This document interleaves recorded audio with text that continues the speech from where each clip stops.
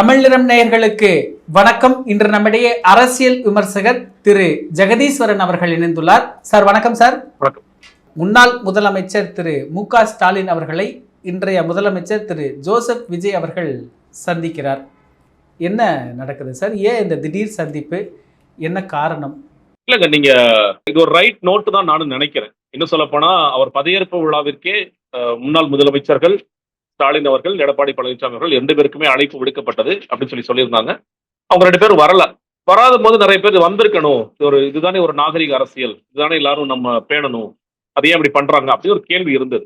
ஆனா வந்திருந்தார்கள் என்றால் விஜய் பேசிய அந்த அரசியல் சார்ந்த விஷயங்கள் எல்லாமே அவங்க நிச்சயமா ஹர்ட் பண்ணிருக்கு. அது மிக குறிப்பாக இன்னைக்கு வந்து எடப்பாடி பழனிசாமி அவர்களை நீங்க முகத்தை மூடிட்டு டெல்லிக்கு போனீங்க அப்படின்னு சொல்ல வேண்டிய அவசியம் இல்லை. முதலமைச்சர் அவர்கள் குறித்து நீங்க வந்து கஜானா காலியா இருக்குன்னு சொல்ல வேண்டிய, அதாவது ஏன்னா இது கண்டிப்பா பொலிட்டிக்கல் ஸ்டேஜ் இல்லைங்கிறத முதலமைச்சர் விஜய் புரிஞ்சுக்குவார் நான் நினைக்கிறேன். அதெல்லாம் தாண்டி வந்தாச்சு. நீங்க வந்து களத்துல டிவிகே டிஎம்கே தான் என்னுடைய பொலிட்டிக்கல் எனிமி, அதையெல்லாம் தாண்டி மக்கள் உங்களை ஆதரிச்சிட்டாங்க. நீங்க வந்து பெரும்பான்மை கொடுக்காட்டி கூட நீங்க கூட்டணி கட்சிகளின் பலத்தோட இன்னைக்கு வந்து ஒரு ஆட்சிக்கு வந்துட்டீங்க, முதலமைச்சர் ஆகிட்டீங்க. முதலமைச்சர் ஆன பிறகு அந்த ஸ்டேஜை நீங்க அதுவும் இவ்வளவு அவசரமாக 5 வருஷம் உங்களுக்கு டேர்ம் இருக்கு, அவசரமாக அந்த பொலிட்டிக்கல் ஸ்டேஜை மாற்ற வேண்டிய எந்த அவசியமும் இல்லை. இந்த பழைய ஸ்கிரிப்டுக்குள்ள போயிட்டு மறுபடியும் இந்த பழைய ஸ்கிரிப்டுக்குள்ள போக வேண்டிய அவசியம் இல்லை. கஜானா காலி பண்ணிட்டீங்க, நான் என்ன பண்ணீங்க வந்து மக்கள்கிட்ட எனக்கு டைம் கொடுங்கன்னு கேட்கறது ஓகே. எனக்கு இப்பதான் வர்றேன், நான் புதுசா இப்பதான் வர்றேன், நான் என்னங்கிறத பார்க்க வேண்டிய அவசியம் இருக்கிறது. நான் வெள்ளை அறிக்கை, ஆக்சுவலி வெள்ளை அறிக்கை திமுகவும் கொடுத்தாங்க. அவங்க என்ன சொல்றாங்க, பட்ஜெட்ல இல்லாத புதுசா என்னங்க சொல்லிட போறீங்க?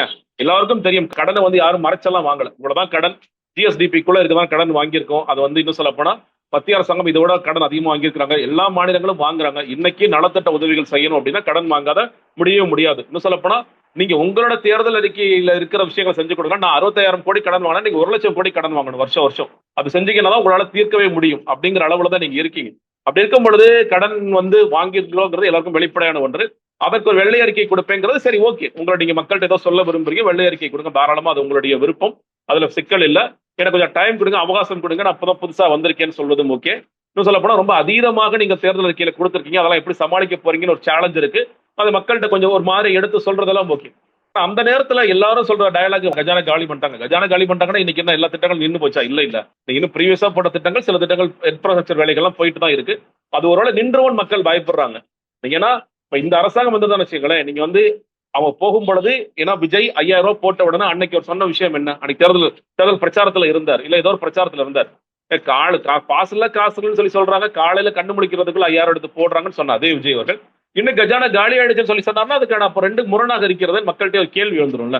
அப்ப அதை தவிர்த்திருக்க வேண்டிய அவசியம் இருக்கிறது. இன்னும் பொலிட்டிக்கலா அந்த ஸ்டேஜ் மாற்ற வேண்டிய அவசியம் இல்ல. ஒரு சிஎம் குறிய கண்ணியமாக என்ன பேச வேண்டுமோ அதை மட்டும் பேசலாம். மக்கள்கிட்ட வந்து நிச்சயமாக நான் எல்லாம் செஞ்சு கொடுப்பேன், நீங்க கவலைப்படாதீங்கன்னு சொல்லி சொல்லலாம்.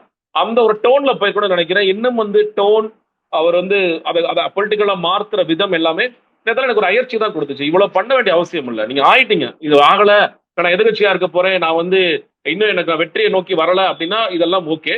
பட் இந்த ஸ்டேஜ்ல இந்த ஸ்டேஜ் பொலிட்டிக்கல் ஸ்டேஜ் மாற்ற வேண்டிய அவசியம் இல்லைங்கிறதா எனக்கு தோணுச்சு.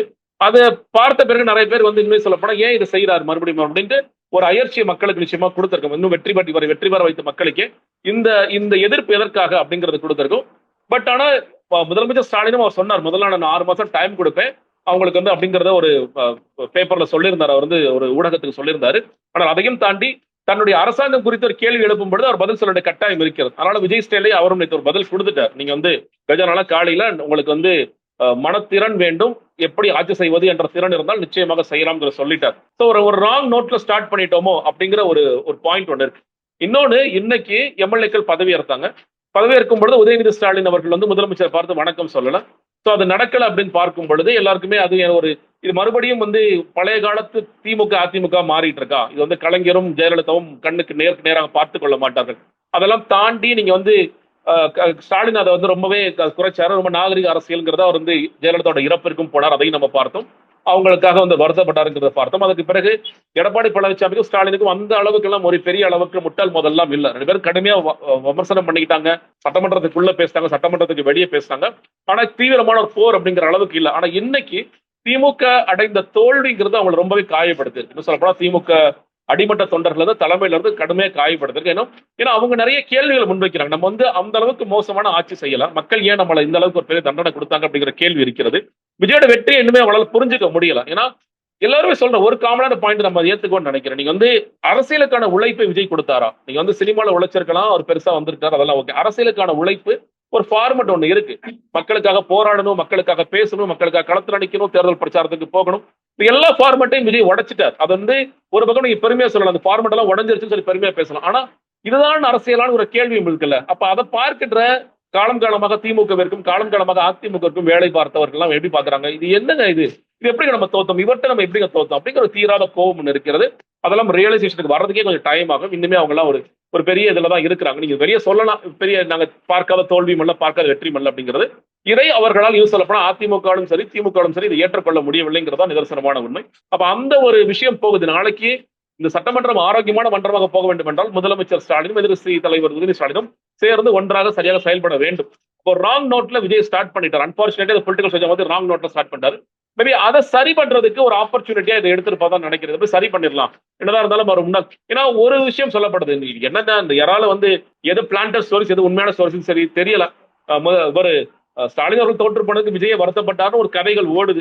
இது உண்மையா பொய்யா? இதுனா அறிஞர் அண்ணா வந்து எப்படா காமராஜர் எப்படிப்பா காமராஜர் தோத்தாரு சொல்ற மாதிரி அந்த கதைகளை இன்னைக்கு பேர்களை மாத்தி விடுறாங்களா, இல்ல உண்மையா பொய்யா, எது ட்ரோலு எது நிஜம் அப்படிங்கிறது தெரியாத ஒரு இறால நம்ம வாழ்ந்துட்டு இருக்கோம். அப்படி இருக்கும் பொழுது இதை சரி செய்வதற்கு இது வந்து ஒரு சரியான பாதையில் கொண்டு செல்வதற்கு விஜய் முயற்சித்துக்கிறான்னு தான் பார்க்கணும். இது ஒரு நல்ல முன்னெடுப்பு தான். ஏன்னா அவரும் சட்டமன்றத்திற்குள்ள வரல, சட்டமன்றத்துக்குள்ள வராத ஒரு தலைவர், முன்னாள் முதலமைச்சர். நீ தப்பே கிடையாது. சொல்லப்போனா எடப்பாடி பழனிசாமி அவர்களையும் பார்க்கலாம், நீங்க மற்ற அரசியல் தலைவர்களையும் பார்க்கலாம்.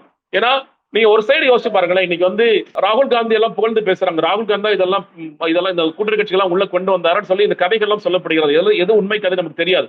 ஆனால் முதலமைச்சர் ஸ்டாலின் நினைத்திருந்தால் இது நடக்காம பார்த்திருக்கலாம் இல்லையா? அவர் சொல்லிருக்கலாம் கம்யூனிஸ்ட் தோழர்கள்ட்டையும் பிசிகிட்ட போகாதீங்க, ஆட்சி கவிழட்டும், தேர்தல் கூட போகட்டும், எனக்கு கோபம் இருக்குன்னு கூட சொல்லிருக்கலாம். அவர் செய்யல. நாங்க பிரசிடென்ட் ரூல் விரும்பலங்க, நாங்க ரீபோல் போறதுக்கு நாங்க ரெடி ஆகலன்னு சொல்ல மக்கள் அதுக்கு அந்த துன்பத்துக்கு உள்ளாக்க மக்கள் ஒரு இது கொடுத்துருக்காங்க. அப்ப அதை ஏத்துக்கிட்டு ஆளுநர் வந்து ஆட்சிக்கு அழைப்பு தான் சரின்னு இடத்துலதான் இவர் இருக்கார்.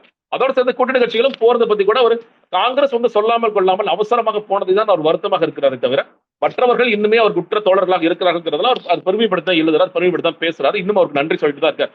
அப்படி இருக்கும் பொழுது நீங்க அவர் சரியாக நடந்து கொண்டிருக்கும் பொழுது விஜய் அதை தவறாக ஒரு இடத்திற்கு கொண்டு செல்ல வேண்டாம் அப்படிங்கிறதுக்கு ஒரு சமரச புள்ளியை நோக்கி விஜய் செல்கிறார் அப்படிதான் பார்க்கணும். இது நிச்சயமாக வரவேற்கக்கூடிய ஒன்றுதான். சமீப வருடங்கள்னு எடுத்துக்கலாம். ஒரு முன்னாள் முதலமைச்சரை பதவியேற்ற பிறகு ஒரு முதலமைச்சர் போய் பார்த்ததா இதுவரைக்கும் நம்ம கேள்விப்படல. அறிஞர் அண்ணாவுக்கு பிறகு ஜெயலலிதா கருணாநிதி எல்லாம் இருவரும் பார்த்து பேசிக்கிட்டது கூட நம்ம பார்க்க முடியாது. இப்போ இது ஒரு பெரிய திருப்பமா இருக்கும் அப்படின்னு தமிழக அரசியல் சூழல்ல பார்க்கப்படுது. அப்படி ஒரு பெரிய திருப்பத்துக்கான புள்ளியை அதை எடுத்துக்கலாமா? இருவரும் சந்தித்து இல்லங்க, இது வந்து நீங்க ரொம்ப இதுக்காக இது அப்படியே இந்த நாகரிகம் கடைசி வரைக்கும் கடைபிடிக்கப்பட போகிறங்கிற இடத்துல நிச்சயமா போக மாட்டேன். நீங்க இந்த களம் விஜய் தான் சொல்லிட்டே இருந்தாரு, தாவேக்க திமுக தாவேக்க திமுக. அன்னைக்கு பெருசா சீரியஸா எடுத்துக்கல. நீங்க வந்து இல்லங்க களம் என்பது இப்ப நான் கூட பேசும்போது திமுகவிற்கும் அதிமுகவிற்கான களமாகத்தான் நான் எல்லாம் பார்த்தேன். ஆனா அந்த களம் மாறிடுச்சு. இன்னும் சொல்ல போனா திமுக வந்து எதிர்கட்சியாகவும் தாவேக்க ஆளுங்கட்சியாகவும் மாறிடுச்சு. இந்த களம் இப்படித்தான் இருக்க போகின்றது. நீங்க வந்து அடுத்த வருடங்கள் சொல்ல போனா பாராளுமன்ற தேர்தல் ரீதியாக பேசுறீங்கன்னா அது பாராளுமன்ற தேர்தலும் அடுத்து நடக்கப்பட்ட சட்டமன்ற தேர்தலும் காலத்திற்கு. ஏன்னா அதிமுக ஸ்பேஸ் என்னங்கிற பெரிய கேள்வி இருக்கு, பெரிய கிரைசிஸ்ல அவங்க இருக்கிறாங்கிறத பார்க்க முடிகிறது. இந்த களம் என்பது கிட்டத்தட்ட பிக்ஸ் ஆயிடுச்சு.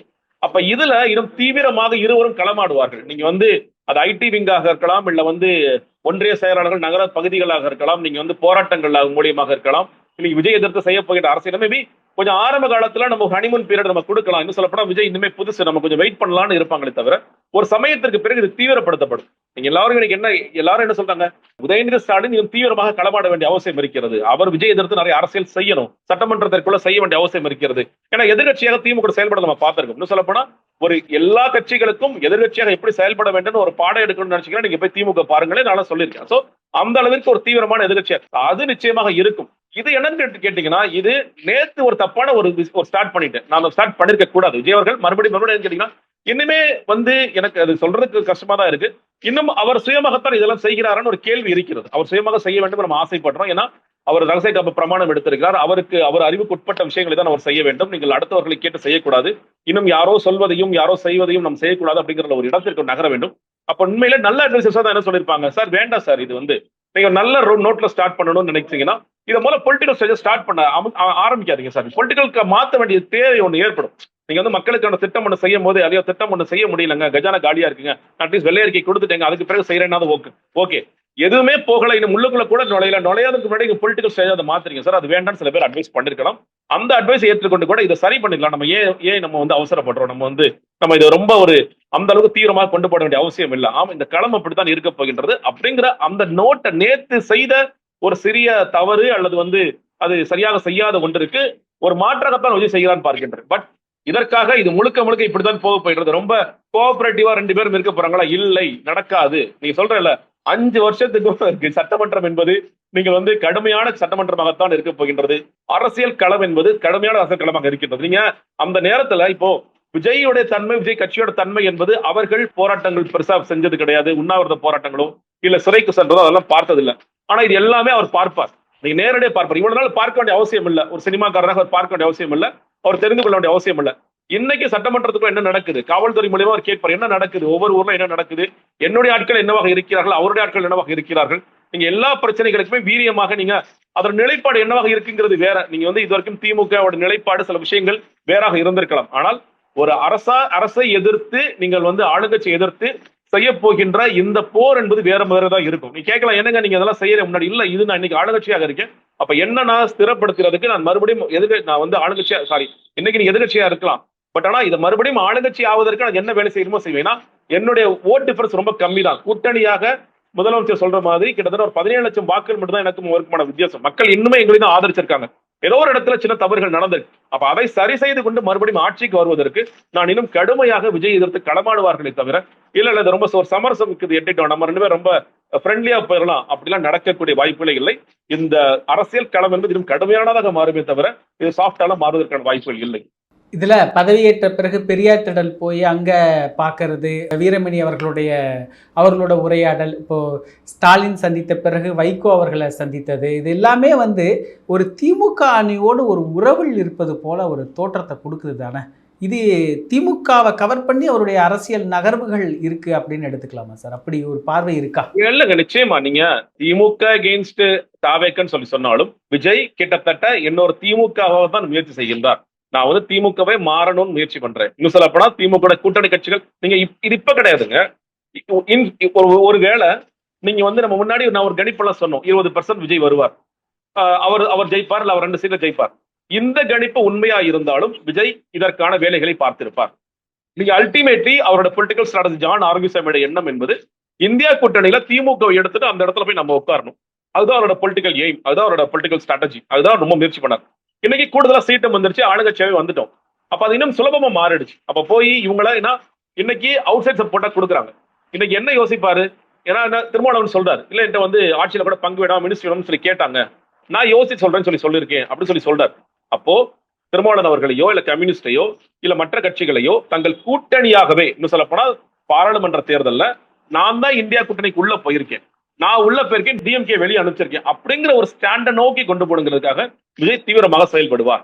அதுல இருக்கக்கூடிய சிக்கல் நினைச்சிட்டீங்கன்னா, சரிங்க நான் ஓகே நீ சொல்றதெல்லாம் ஒத்துக்கிறேன், திமுக பேசுற அளவிற்கு பாஜக எதிர்த்து நீங்கள் பேசுவீர்களா? இப்ப நேற்று கூட முதலமைச்சர் ட்வீட் போடும் பொழுது, நாங்க ஒன்றிய அரசாங்கத்தோட அழுத்தமும் ஒன்றிய அரசாங்கம் எங்களுக்கு நிதி கொடுக்காத போது நாங்க இதெல்லாம் செஞ்சிருக்கோம் மக்களுக்கு, அவங்க இன்னும் எங்களுக்கு செஞ்சு கொடுத்திருந்தாங்கன்னா இவ்வளவு பெரிய நிதி சுமை, இவ்வளவு பெரிய கடன் சுமைலாம் இருக்க வேண்டிய அவசியம் இல்ல.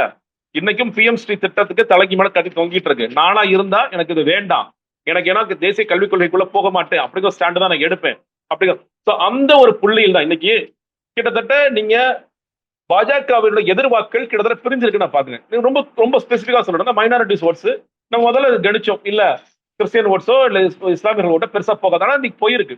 விஜயோட அடுத்த ஸ்டெப், அடுத்த மூவ் என்ன? எனக்கு ஒட்டுமொத்தமாக பாஜகவை எதிர்க்கக்கூடிய அத்தாரிட்டி நான் தான் அப்படிங்கிறத கொண்டு வரணும்னு நினைப்பார். ஆனால் அது செயல்பாட்டு ரீதியாகவோ சொற்கள் ரீதியாகவோ வெளிவருமான்னு கேட்டீங்கன்னா அதுதான் விஜய் இருக்க சிக்கல். அது செய்ய மாட்டார். இன்னைக்கும் நீங்க ஜனநாயகன் பட பிரச்சனை குறித்தோ ஆளுநர் நடந்து கொண்ட விதம் குறித்தோ அவரும் பேசல, அவர் கட்சியில இருப்பவர்களும் பேசல, அவருக்காக பேசுறவர்களும் பேசல. அதுதான் நீங்க பியூட்டி. சரி, அவருக்காக சில நேரங்கள்ல திமுக நேரடியாக எதிர்க்க முடியாத விஷயங்களை கூட்டணி கட்சிகள் செய்வார்கள். இன்னைக்கு அதையும் விஜய் செய்ய மறுக்கிறார். இல்ல அது வேண்டாம், நம்ம பேசாம இருப்போம், அது வந்து ஆட்டோமேட்டிக்கா நடக்கும். சொல்லப்போனா அவர் என்ன நினைக்கிறாரு, ராகுல் காந்தி கையை பிடிச்சு தூக்கிட்டேன்ல, அது ஒண்ணு பத்தாதா, அதுவே வந்து பாஜக எதிர்வாக்களை கொண்டு வரதுக்கு அது 10வது சொல்லி இல்ல 10வது. ஏன்னா திமுக பாஜகவை எதிர்ப்பதை போல நீங்கள் எதிர்க்கிறீர்களா என்று கேட்டால் நீங்கள் எதிர்க்க போவது கிடையாது. அப்ப ஒவ்வொன்றிலையும் உங்களுக்கு உங்க கொஸ்டின் பண்ணிட்டே இருப்பாங்க. மும்மொழி கொள்கையில் உங்களுக்கு பார்வை என்ன, தேசிய கல்விக் கொள்கை எடுத்துக்கிறீங்களா எடுத்துக்க மாட்டீங்களா, PM ஸ்ரீ திட்டம் குறித்து உங்களுக்கு பார்வை என்ன, நீங்க அடுத்து ஒரு வேளாண் சட்டம் புதுசா கொண்டு அதை ஆதரிப்பீங்களா எதிர்ப்பீங்களா அப்படிங்கிற நிறைய கேள்விகள் இருக்கு. நீங்க எல்லாத்துக்கும் மௌனமா இருந்துட முடியாது. இல்ல நான் பேச மாட்டேன் நிலைப்பாடு எடுக்கிற நிலைப்பாடுன்னு கட்சி ரீதியா நீங்கள் சொல்லலாம். அரசாங்க ரீதியா ஒரு பிரஷர் வருது இல்ல, எத்தனை சிறப்பு கவன தீர்மானங்களை போட்டிருக்காங்க. இதுக்காகவே சட்டமன்றத்தை கூட்டி ஒன்றிய அரசுக்கு எதிரான எத்தனை தீர்மானங்களை ஏற்றிருக்காங்க. நீட்டாக இருக்கலாம், இல்ல வேளாண் சட்டங்களாக இருக்கலாம். அதெல்லாம் விஜய் செய்ய வேண்டிய அவசியம் டீலிமிடேஷன் மறுபடியும் ஆரம்பிக்கிறாங்க. விஜய் என்ன சொல்லுவார்? இல்ல எனக்கு ஸ்டாண்டு கிடையாதுன்னு சொல்லிட முடியாது இல்ல. அப்ப ஸ்டாண்டு கிடையாதுன்னா அப்ப நீங்க ஒத்துக்கிறீங்களா அப்படின்னு ஒரு கேள்வி எழும்ல.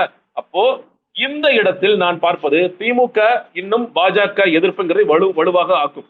ஆனா இந்த பக்கம் காங்கிரஸ் இருப்பதால மக்களுக்கு ஒரு குழப்பம் வரும். நம்ம பாஜகவை தீவிரமா எதிர்க்கின்ற திமுக பக்கம் நிற்க வேண்டுமா, அல்லது காங்கிரஸ் அந்த பக்கம் போயிடுச்சு ஒரே ஒரு காரணத்துக்காக காங்கிரஸை நம்ம ஆதரிச்சு காங்கிரஸ் தாவைக்கு ஆதரிக்க வேண்டுமா ஒரு குழப்பம் வரும். அப்ப அதை இன்னும் கூர்மைப்படுத்துவதுதான் திமுக பணியாக இருக்கும். அப்ப அதை சேர்த்துதான் செய்வார்கள். விஜய் என்ன பண்றாரு? நான் வைகோ அவர்களை பார்ப்பதன் மூலியமாக, வீரமணி அவர்களை பார்ப்பதன் மூலியமாக, பெரியாரை நான் போய் அவங்க சிலைக்கு போறதுனால நான் ஒரு முழுக்க திராவிட கட்சியாக நான் மாறுவேன் அப்படிங்கிற ஒரு இடத்திற்கு வர்றார். அது அவ்வளவு சுலபமானு கேட்டீங்கன்னா இல்ல. உங்களை இன்னும் சொல்ல போனா உங்களோட பார்ட்னர்ஸ் என்ன சொல்றாங்க, பார்ட்னர்ஸ் இருக்கிறது விமர்சிச்சுதான் இருக்காங்களே தவிர உங்களோட அவுட் சைட் சப்போர்ட் தாங்க உங்களுக்கு. நாங்க இன்னும் திமுக தான் இருக்கோம். அவங்களும் அந்த புள்ளியில தான் இணையறாங்க. நீங்க பாஜக எதிர்ப்பீங்களா? நீ எதிர்க்க போறது கிடையாது. இப்ப பாஜக எதிர்க்கணும்னா நான் மக்களுக்கா பாஜக எதிர்க்கணும், நான் திமுக தான் சேர முடியும் அப்படிங்கிற அந்த புள்ளி என்பது முக்கியமான புள்ளி. இது போக போக இன்னும் சொல்ல போனா இந்த தேர்தல் 2029 நாடாளுமன்ற தேர்தலை நோக்கி போகும் பொழுது இந்தியா கூட்டணிக்குள் இருந்து வெளியே சென்றது காங்கிரஸா திமுகவா அப்படிங்கிற கேள்விக்கான பதிலில் இதற்கான ஒரு நிஜமான பதில் வந்துடும் நான் பார்க்கின்றேன். அது வரைக்கும் இது இப்படிதான் போகும். இதுல இப்போ உதயநிதி ஸ்டாலின் அவர்கள் சட்டமன்றத்துக்குள்ளார வருவாரா அப்படிங்கிற நிறைய கேள்வி எல்லாம் இருந்தது. அவர் சட்டமன்றத்துக்குள்ளார வந்துட்டாரு. அவர் தான் எதிர்க்கட்சி தலைவர். களம் விஜய் வெர்சஸ் உதயநிதி ஸ்டாலின் அப்படி கட்டமைக்கப்படுகிறதா? அப்படி ஒரு கேள்வி இருக்கா சார்? அப்படி அது தாவேக்க ஆரம்பித்த பொழுதிலிருந்தே அப்படி ஒரு விதம் கட்டமைக்கப்பட்டது. பட் அப்ப நான் என்ன கேட்கும் போது இல்லங்க அது இப்ப கட்டமைக்க முடியாது. ஏன்னா இன்னைக்கு ஸ்டாலின் முதலமைச்சரா இருக்கார். இது விஜய் ஒருத்தர் எதிர்க்கணும்னா உதய எதிர்த்து என்ன பண்ண போறார்? அவர் துணை முதலமைச்சர் எதிர்த்து என்ன பண்ண போறார்? அவர் ஸ்டாலின் தான் எதிர்க்கணும்னு சொல்லி சொன்னேன். அதே மாதிரி ஸ்டாலின் தான் அவர் எதிர்த்தாரு. இன்னைக்கு அது துரதிருஷ்டவசமாவோ அதிர்ஷ்டவசமாவோ அது வேற மாதிரி மாறிடுச்சு. இந்த களம் என்பது அதுல என்ன ஒரு சேஞ்சுன்னு கேட்டீங்கன்னா உதய் ஒருவேளை ஆளும் தரப்புலையும் விஜய் எதிர் தரப்புலையும் இருப்பார் அப்படிங்கிற பார்வை மாறி ரெண்டு பக்கமும் இது ஆட்கள் மாறிட்டாங்க. அப்போ இந்த களம் என்பது இனிமேல் இப்படித்தான் இருக்க போகின்றது. இந்த களத்தில் விஜயா உதயா அப்படிங்கிற அளவுக்கு தான் அந்த களம் போகும். அடுத்தடுத்த தேர்தலில் இது பிரதிபலிப்பும் அப்படித்தான் இருக்குமே தவிர இதுலதான் சொல்றேன். நீங்க கூடுதலாக இன்னைக்கு அதிமுக ஒரு பெரிய ஸ்பேஸ் அதை இழந்துடுறாங்க. இன்னைக்கு விஜய் தன்னை திராவிட கட்சிகளாக தனக்கு சொன்னா கூட அதிமுக உடைய ஸ்பேஸை யார் எடுக்க போறாங்கன்னு பெரிய கேள்வி. மிச்சம் வச்ச வாக்கு ஏற்கனவே ஸ்பேஸ் போயிடுச்சு. மிச்சம் வச்ச வாக்குகளையும் யார் கவரக்கூடிய இடத்துக்கு போவார்கள்? அது திமுக பக்கம் இல்லைங்க, நம்ம திமுக பக்கம் பெறலாம்னு அதிமுக வாக்காளர்கள் ஒட்டுமொத்தமா போவார்களா, இல்ல புதிய கட்சியான விஜய் பக்கம் போவார்களா அப்படிங்கிறது இருக்கு. பட் களம் என்பது என்னை பொறுத்த வரைக்கும் இது விஜய் அகேன்ஸ்ட் உதய். தாவேக்க எதை விஜய் விதைத்தாரோ அது இந்த உண்மையாகி விட்டதுன்னு பார்க்கிறேன். இந்த களம் என்பது திமுகவிற்கும் தாவேக்குமான களமாகத்தான் இது போகும். நிகழ்கால அரசியல் குறித்து பல கருத்துக்களை பகிர்ந்து கொண்டதுக்கு நன்றிங்க சார். இதே போன்று நிகழ்கால அரசியலின் சாரம்சங்களை அரசியல் ஆளுமைகளின் நேர்காணல் வழியே தொடர்ந்து காண தமிழ் நிறம் வலையொலியை சப்ஸ்கிரைப் செய்யுங்கள். தங்களின் மேலான கருத்துக்களை கருத்துளை பெட்டியில் பதிவிடுங்கள். நன்றி, வணக்கம்.